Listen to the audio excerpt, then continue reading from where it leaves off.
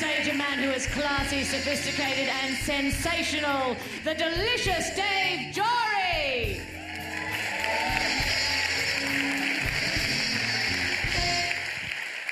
Oh, thank you so much. This is lovely fun. What a fun way to spend a Tuesday. Thank you for having me. It's great to be here. The fact is, I actually probably shouldn't be here tonight because tonight is actually my first wedding anniversary. So, thank you. Not sure why you're applauding. I took the gig.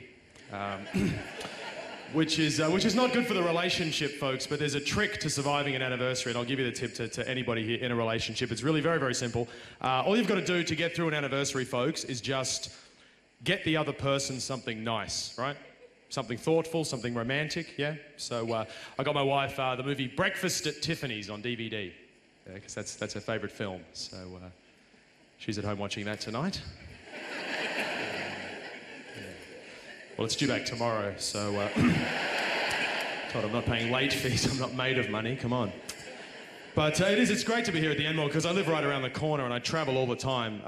You know, I was in Melbourne all month and I was in Solomon Islands the month before that. So I'm constantly travelling. So it's just great to be at home. Like last year, my wife and I, right before the end of last year, my wife and I went overseas to Europe for 6 weeks. That's a long time to go away, isn't it? I don't care who you are. That's a long time, right? That's 6 weeks, man. That's a long time. I'll tell you the reason we took the trip, folks. The reason we took this trip to Europe was when you're married and you're in a loving, committed, caring relationship with another person, there's really only so long you can sit around your house kind of arguing and bickering and sort of getting on each other's nerves before you finally look at each other and say, we should take this shit global. Yeah. So we did. We launched a world tour, ladies and gentlemen, and we argued in some of the most beautiful places in Europe. It was a lovely trip. I mean, you may think you've had an argument with your partner, but you really haven't had an argument until you've argued in a gondola in Venice. Oh, it's a beautiful argument to have. So, but we went everywhere. We did Amsterdam. Amsterdam's a lovely town. We spent a bit of time there. I was a little bit unimpressed by Amsterdam, though, because I'm from Adelaide originally. And, hey, welcome, thank you. And Adelaide, I guess you would know, they call it the Amsterdam of the South. It's like the marijuana capital of Australia. It really is. Like, seriously, everybody down there seems to be growing it and smoking it and selling it and dealing it, which is kind of the reason why I had to leave Adelaide and move to Sydney, because for a while I was smoking too much pot. All right, I could admit that to you. My attitude to pot when I was living in Adelaide was always like, if it's there, I'll smoke it, and if it's not, I'll go get some. You know what I mean? Which becomes the problem. So I left. I moved to Sydney and I got domestic. I got married. I know we're domestic now because we have cats.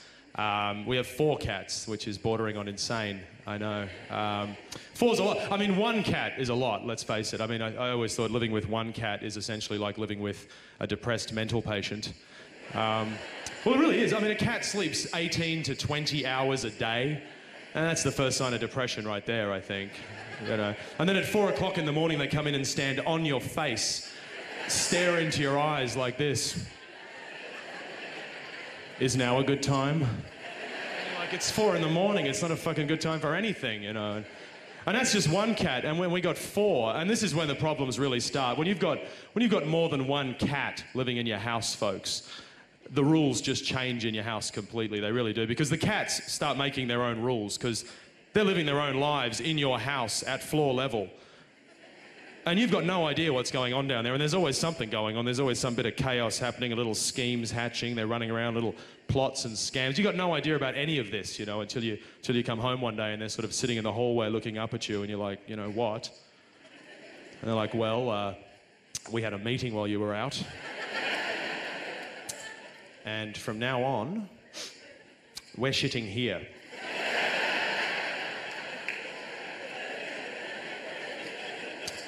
Now, clean it up, fucker. And they've just got no respect for me. I love the cats with all my heart, but they've got absolutely no respect for me. So I buy them the cheap food. That's my payback, you know, because, well, the cats don't go to the supermarket, do they? They don't know what's available. They don't know what's good, you know. It's, I see. You can always tell the cheap cat food, folks. This is a good tip for cat owners. You can tell how expensive the cat food's going to be based on the quality of the cat on the label. Have you noticed that? You know, you see some Persian thing looking all fluffy on the label, you know that's going to be some expensive cat food, so I'm walking past that, you know. I'm looking for the manky cat with 1 ear. That's your home brand cat right there. You know, I said, I'm looking for the cat food that's got cat in it. You know, oh, look at that, honey. That's 5 cents a tin. That has cat in it. Eat that, fuckers. Yeah, but I do. I love them. But so the Enmore Theatre. This is always a lot of fun. Decided to dress up for you tonight, make it a special night. Thank you. And that's what you get applause for, the outfit. I don't know what happens to me though. I put on this suit and I still manage to look like a complete bum. I think. I got followed here by paparazzi photographers from The Big Issue, which is that's not good for the self-esteem. Let me tell you. But it's good. It's easy to wear a suit because it just makes the decision easy what you're going to wear when you leave the house. Like, I've got one addition I want to make to this outfit. Have you ever carried a gun, sir, in any capacity? No? Are you interested? Nah? I'm fascinated. I want to get some home protection happening, and I always just like the idea of just having a gun just shoved down the front of my pants at all times. You know what I mean? It's not to pull it out and hurt anybody. I don't want to do that. But I just like the idea of having it there just for that moment, you know, when... You often see it in gangster movies when there's some trouble starting in the club and there's a bit of shit going down, and the gangster wants to calm everybody down. So he doesn't pull the gun out and start firing, and he just reveals the gun like that. You know that move? Just everybody calm down, all right? Everybody chill out, all right? Just fucking calm down, all right?